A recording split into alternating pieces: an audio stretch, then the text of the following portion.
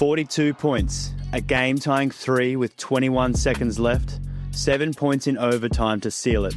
Steph Curry just reminded the entire NBA why he's the greatest shooter ever. And if you're sleeping on these Warriors, you're about to get caught. Green setting multiple screens for Curry, who fires and hits and ties the game. Thursday night at the Chase Center, Golden State edged the Denver Nuggets 137-131 in overtime, and it took everything they had. Aaron Gordon went absolutely nuclear with 50 points on 81% shooting, including a ridiculous 10 of 11 from 3. But when the dust settled, it was Steph Curry standing tall with 42 points, drilling the game-tying 3 with 21.9 seconds left in regulation before taking over in overtime. At 37 years old, Curry's showing no signs of slowing down, and with Jimmy Butler and a reinvigorated supporting cast around him, the Warriors are operating like an all-in, win-now squad. Their core is loaded with experience: 39-year-old Al Horford, 37-year-old Steph Curry, 36-year-old Jimmy Butler, and 35-year-old Draymond Green. That's a lot of miles, but it's also a lot of championship pedigree. Around them is a group that brings balance and energy. Jonathan Kuminga finally looks bought in. Brandon Pajemski has become a locker room favourite. Moses Moody's shaping up to be the ideal glue guy who fits seamlessly next to stars. Add in trusted role players like Buddy Hield and Gary Payton II, and this roster suddenly looks deeper and more versatile than people realise. Let's rewind to Thursday night. The Nuggets came out firing, taking a 31-27 lead after the first quarter. Then they really turned it up in the second, dropping 39 points to build a 70-61 halftime advantage. Gordon was already heating up from deep, and it looked like Denver might blow it open.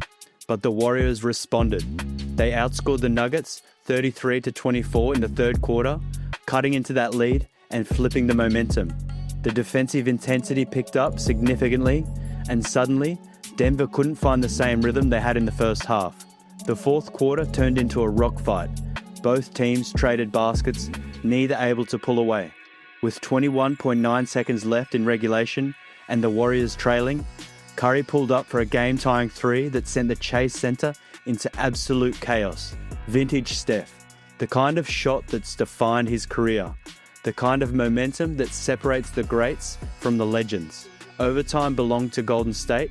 They outscored Denver 17-11 in the extra period, with Curry dropping 7 of his 42 points when it mattered most. The championship experience, the veteran poise, the execution down the stretch, it all showed up when they needed it. Curry finished 14 of 25 from the field, 6 of 12 from 3, and a perfect 8 of 8 from the line.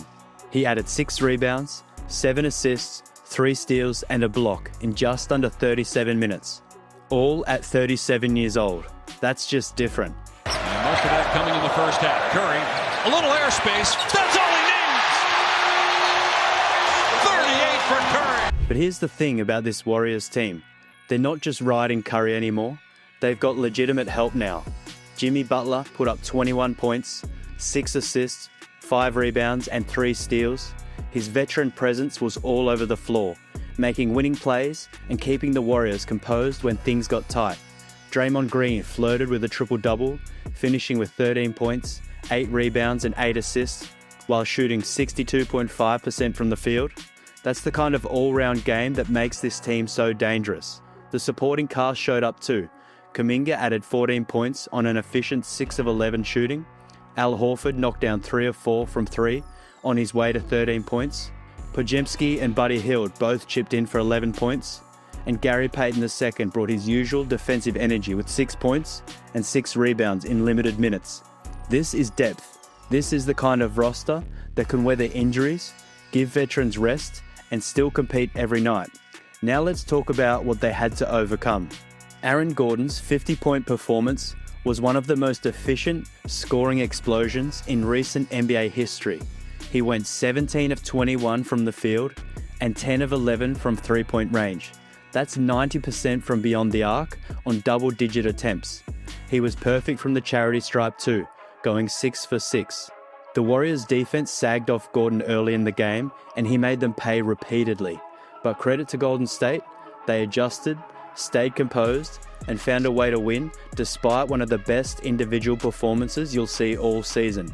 Nikola Jokic recorded a triple-double with 21 points, 13 rebounds, and 10 assists, though his shooting wasn't there. 34.8% from the field and just 15% from three.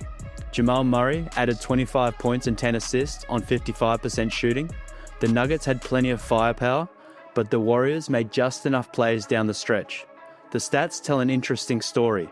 Denver actually shot better from the field, 53.7% compared to Golden State's 50.5%, but the Warriors attempted and made more threes, going 18 of 47 compared to Denver's 16 of 40.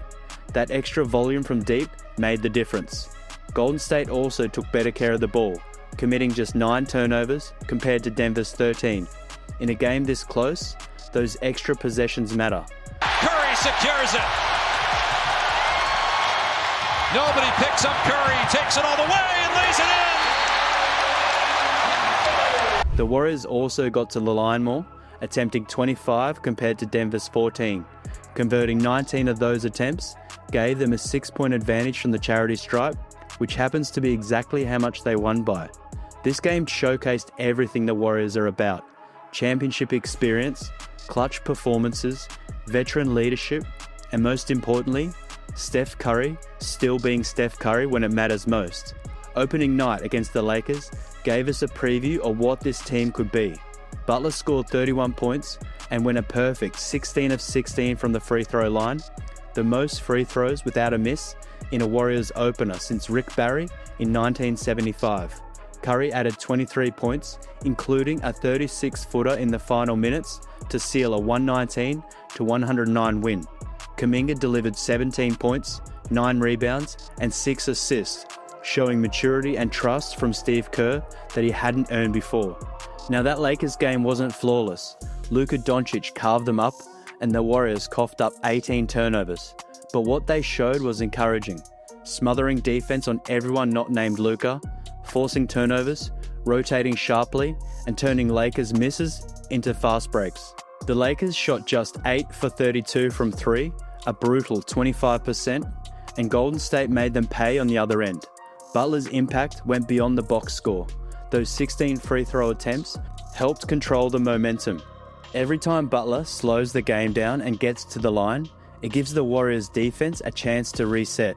Instead of scrambling back in transition, they get to set up in the half court where veterans like Draymond, Horford and Jimmy can communicate, switch and dictate matchups.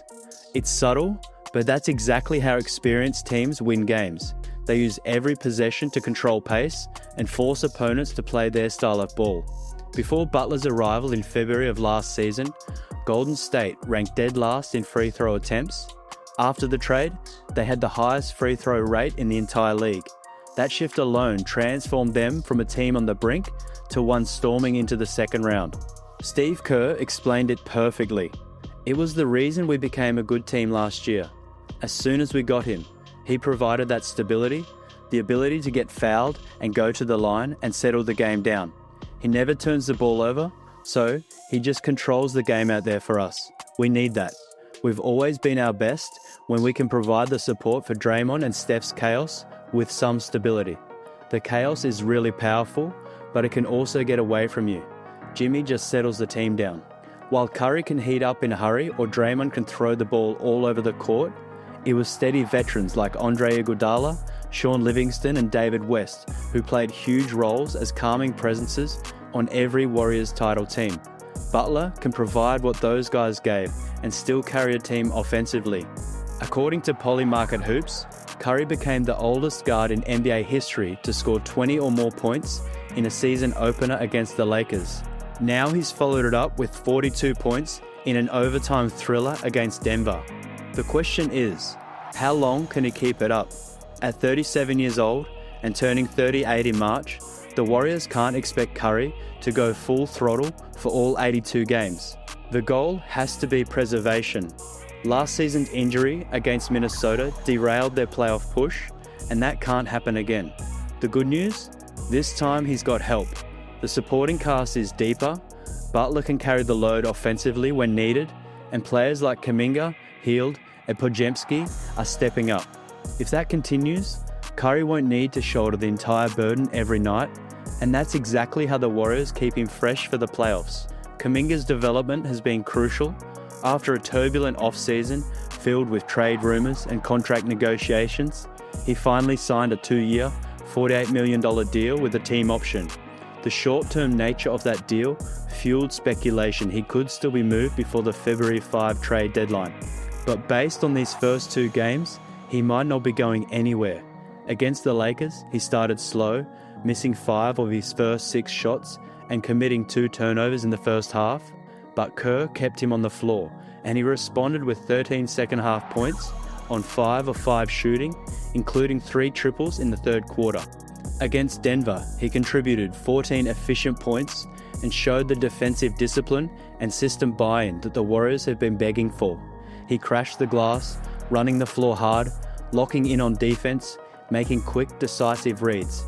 He's no longer trying to outshine Steph Curry, he's learning how to play off him.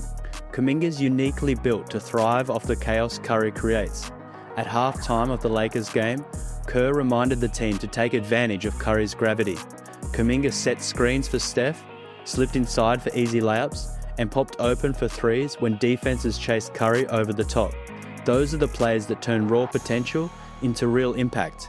He's always had a sky-high ceiling and a shaky floor, but this newfound maturity raises that floor considerably. And that ceiling? It's still every bit as high as we thought. Now the big question for Golden State remains: do they have enough around Steph Curry to seriously contend?